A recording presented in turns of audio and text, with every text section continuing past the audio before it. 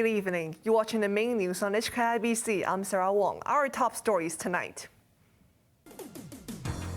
Paul Chan dangles $10,000 handout in a bid to relieve COVID blues and boost consumption.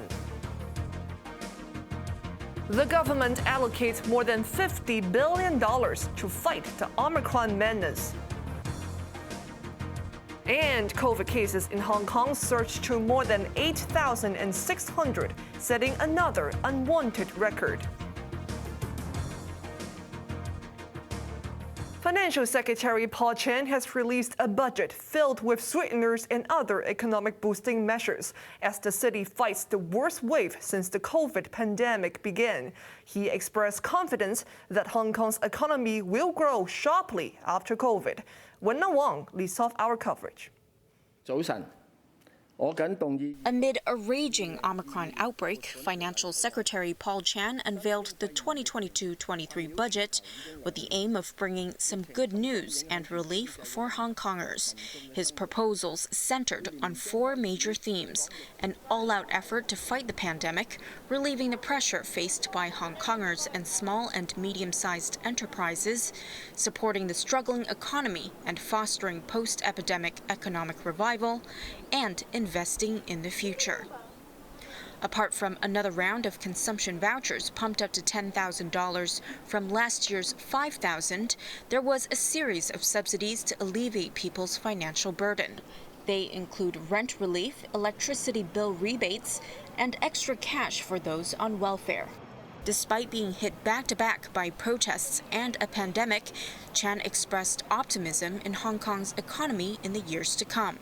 He forecast a 3% per annum growth from 2023 to 2026, which is slightly higher than the trend growth of 2.8% throughout the decade before COVID.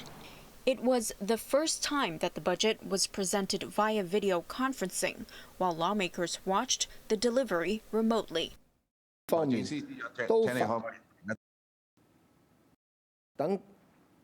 A technical hiccup about an hour into the finance chief's speech forced him to take a short break while the problem was fixed. Wong, HKIBC. The government is handing out consumption vouchers worth $10,000 to help Hong Kongers weather the financial hardships caused by the fifth COVID wave. People who rent property will get a tax deduction, while some relief measures have been extended. Johanna Chen reports. With various sectors, especially retail and tourism, hammered by the fifth COVID wave, the government plans to continue the voucher scheme, dishing out $10,000 to each adult permanent resident. The scheme will cost $66.4 billion.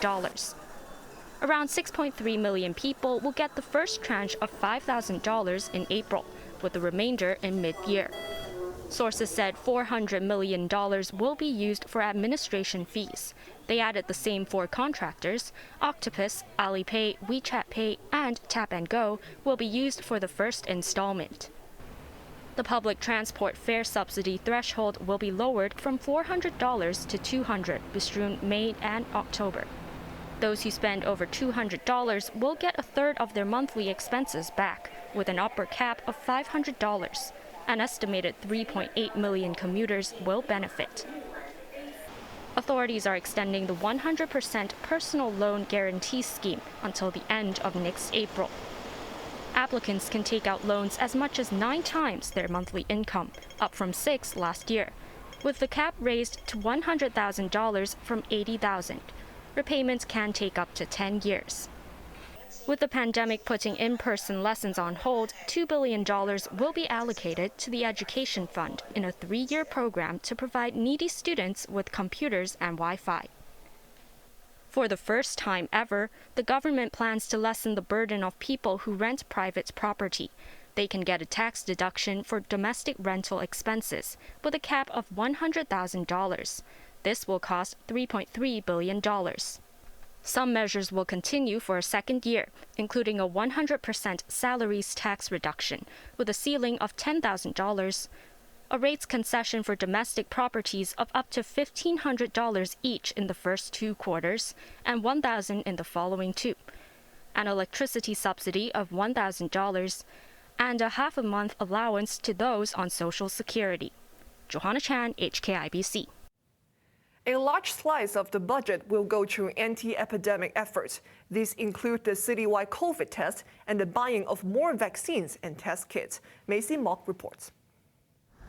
The government underlined its determination to stamp out COVID by allocating more than $54 billion for the effort. Fighting the epidemic is our overriding mission at present. The government will mobilize all available manpower and resources to contain and stabilize the epidemic. I will once again allocate substantial additional resources in the new financial year. Some of the additional resources that he will allocate include $22 billion to the Food and Health Bureau to implement next month's universal testing program and purchase rapid antigen test kits. The package includes additional funding for the hospital authority. Chan proposed spending $12 billion to construct facilities to help fight the epidemic, and $6 billion to procure more vaccines as booster doses. The Food and Environmental Hygiene Department will be given $500 million within 2 years to improve hygiene measures such as street cleansing and rodent control. Maisie Mock, HKIBC. Hong Kong reported 43 deaths from COVID today, along with more than 8,600 infections, a new record. This came as health officials highlighted the difference in death rates between the vaccinated and unvaccinated. Wong reports. New COVID cases in Hong Kong jumped today to a new high of 8,671 local and 3 imported infections. There were also 24 deaths in the past 24 hours and 19 more belatedly reported fatalities. With the numbers remaining grim, health officials made a vaccination push by highlighting the difference in death rates between those who got inoculated and those who didn't. Chuang Shih-kwan from the Center for Health Protection said there have been 153 deaths from the city's 5th wave so far. Most were above 65 years old, and many had been residents of care homes. Health officials said only 7 of the first 102 patients who died had received 2 or more doses. The rest were either unvaccinated or had only 1 dose. Chuang said, according to current numbers, the death rate for the unvaccinated stands at 0.54%, compared with just 0.03% for those who had jabs. We are also trying to boost up the vaccination rate in Hong Kong so that to try to contain the disease.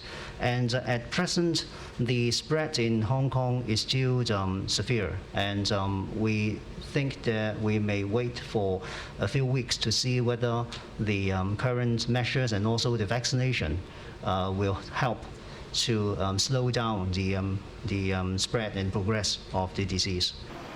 Authorities said since children under 3 years old cannot get vaccinated, it is important that the adults around them do so in order to protect the youngsters. Wong, HKIBC.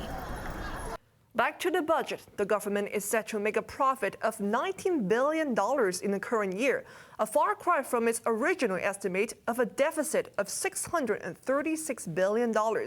And to boost revenue, authorities are restructuring the rating system and will be less generous when dishing out concessions. Raymond Yang reports. With over $170 billion for counter-cyclical measures in its latest budget, Paul Chan was aware of the need to balance the books. He proposed that only domestic properties owned by people, as opposed to companies, will be eligible for rates concessions. And landlords with several properties can get a discount for only 1 unit of their choice. This proposal could rake in an extra $3.1 billion for the public coffers annually. A progressive rating system could be introduced in 2024, with owners of luxury flats facing steeper rates. The magic number is $550,000. Properties with rateable values equal to that or below will continue to pay rates at 5%. But anything above will be subject to rates of between 8 and 12%. As a result, authorities will collect an additional $760 million each year from owners of around 42,000 homes.